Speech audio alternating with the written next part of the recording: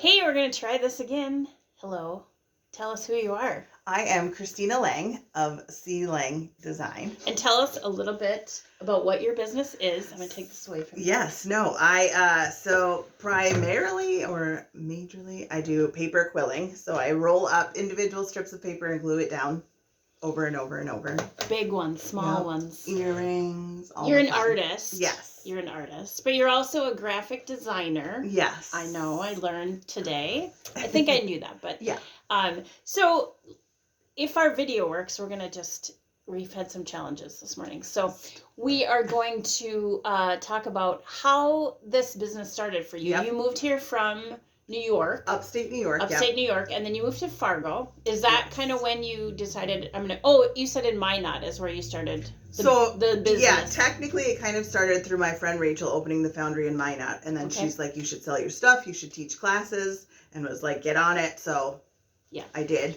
And then I started teaching classes there, which was super fun. And then we moved to Fargo, and Fargo is really where it exploded for you. Okay. Yep, started selling things at shows and doing all the Do you remember your first show? In where Fargo? It was? Your just first one where people bought your art. Oh, yeah, definitely in Fargo it was like out at a farm. It wasn't the Pines. It was something, it was like a red barn. I'm not 100% sure what the name is, but yeah, it was there, and I was like, "Oh my God, people are buying." It's stuff. A really weird feeling. They never bought stuff before, right. I'm a reseller too, but most of my stuff is thrifted, as you know. But I did make tiles with Jenny Sue, who you know. Yes. We made ceramic tiles, and then I sold some of them, and that is a different feeling. Yeah. When you make something, which I don't. Yep. You know, maybe that's a feature. With quilling too, it's like you don't see it normally. Traditionally, you see it on like cards, and it's really basic and dainty, and I'm none of those things. So mine is like me, it's a little extra. So, just different. You also told me that you're a bit of an introverted extrovert, which is so interesting. And I think a lot of, I say us very loosely, but there is a band of people, like this is such a community of small business owners, women especially. I see a lot of women doing this with small kids, which you have young kids. My kids are grown adults, and I'm scrambling to try to get stuff done. So I shout out to all of you guys doing it with kids at home, and just the hustle that you have to do your own business. Yeah. And so one of the questions I wanted to ask you is, what's your favorite part of owning your small business? Is it getting... I'll let you answer. That's a tough one. I would say it's my favorite part is just like when I sell things and it's like something that somebody's like, either they're like, oh, I saved up and I came back for this, or made something special like for them that's specific to them with, you know, flowers that are representative of their children, or like something that's super special to them that they couldn't just like go out and buy, that I had to make for them. That's really fun for me to see their faces. And that is the best part. I think for a lot of us, certainly it's about money, and everyone likes money. Right. We're not doing this for funsies. But I don't think that, not to speak for everybody, but I think that's not what drives people. No. I think you light people up. And that, I think, is such a special part that is overlooked sometimes. But what a joy to be able to bring joy to others. Yeah, and that's something that they see every day, and they're like, oh, in their house. That, like my snail. I look at him every day. Happy, right? I do all my Instagram stories and pictures when I have new thrifted stuff up on the shelf, and a lot of times you're in there. So I try to give you a little shout out. Little snail in there. So if we want to find your art, we can find you where? We can find you... Yeah, so primarily... visually, you can see pictures on Instagram, Facebook, all those things. I have my own website. See with your eyeballs, not like my name, C. Lang Design. I hope it's not backwards. That's all right. You can spell. CSEELANG Design. Yes. So yeah, you can find it there. Any of the shows I do, that's really the only time I have like inventory is when I have shows. Okay. and most of them are with Unglued and Drecker, so over in that fun. And Fargo Junk Market. And Fargo Junk Market, spring, obviously. coming in March 28th. Yep. So yeah, just there. That's what and Unglued sells a few things, stickers and postcards and prints. All right. So some of the questions, are you thinking of any new directions, new ideas, new lanes for your business? Yeah, I would love to. The biz would be multiple income streams. Right, yeah. Right? I would love to like get a kit together and like spread the quilling love and like get a little quilling army going. Okay. Of fun, but in my head and in my graphic design head, it has to be like perfect, and I could perseverate forever, and it will never come out. But it's in there.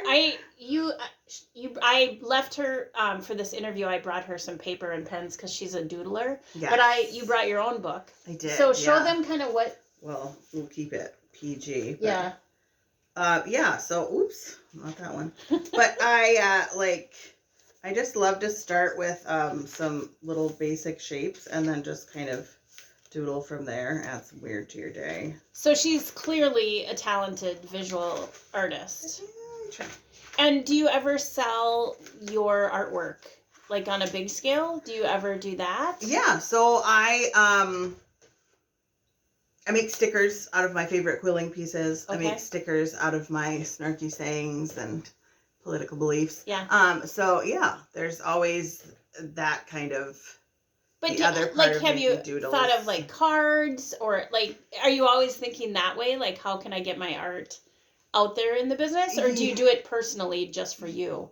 Yes and no. Like, both. It's kind of weird. Like, they tell you, you gotta have a niche. You gotta have a niche. Stay in your lane. Stay in your lane. So it's like that in my head is quilling, but it's like, oh yeah, you also do this and this, and people say, why aren't you doing this? Or they find out, oh, I didn't know you drew.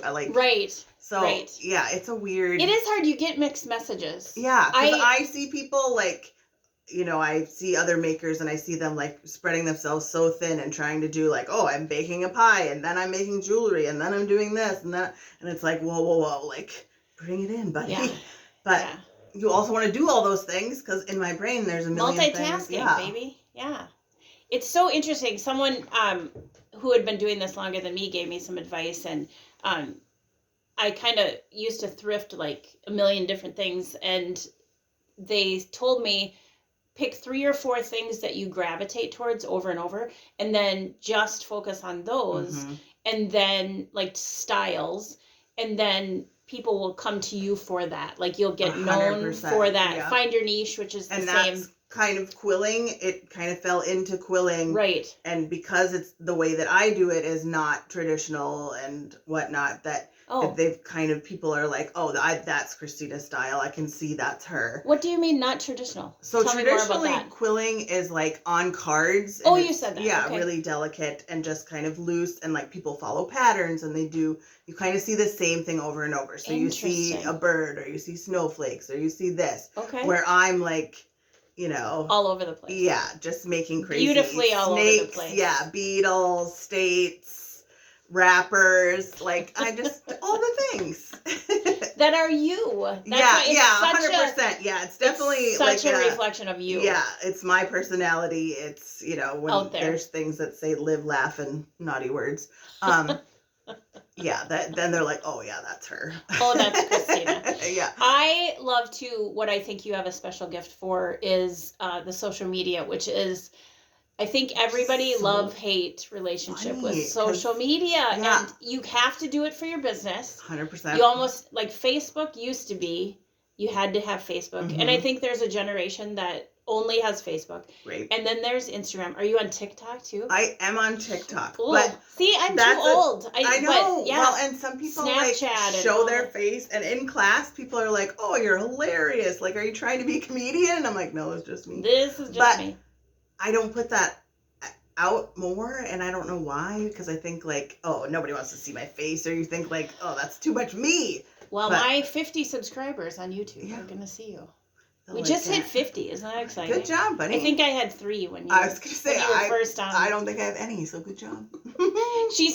Christina told me she started a YouTube channel after we sat at the same kitchen table. Yeah. Was it during COVID? No, it was like, I suppose it wasn't too long ago, but it was like, you need a website, and then I got a website. She's like, you need a YouTube channel. And then well, see, who am I to tell you what to do? You're killing it. We need that kick in the butt, though. So that leads me to another question. Like, who do you go to, like, when you get stuck? I have certain people that I call. So Kelly, you definitely, like, kicked me in the butt. I'm a cheerleader. Well, and I mean, for 10 years, hadn't had a website. Like, people knew I was an artist, knew things, and they're like, oh, do you have a website? No.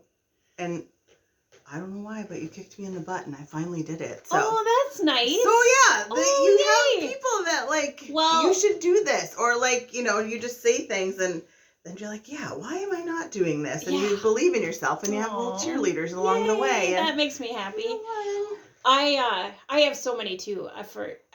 I bug different people, and I watch everybody else, you know, and there's a lot of copy, like, oh, that person did that well. I'm going to pick their brain. And I remember watching our friends from Unglued, Ashley and Justin, doing where they would appear and disappear. And they lived by me. So I walked down to I was like, how are you doing? How are you doing this? I do not understand. And now I know a little bit better about social media, but the older people in my antique mall will come up to me and be like, how are you getting those music videos on Facebook? And I'm like, no, it's an Instagram reel. And they're like, what? I do. Yeah. So, you know, everybody kind of is helping everybody else get there. And by the time we all figured out there's going to be something different anyway. New, yeah. So just keep trying. Good for you for the TikTok, because yeah, well, and let's be honest, I just share, like, Instagram to TikTok. I'm not, like, out there making TikTok videos. But you could. But I could. But you could. And I should, And no one's telling you. It's your business. Right. That's why well, it's and so I funny. have some friends that are, like, amazing on TikTok, and they try to get me better, but. Well, you know, They're also 20 years younger, so. But I had a website.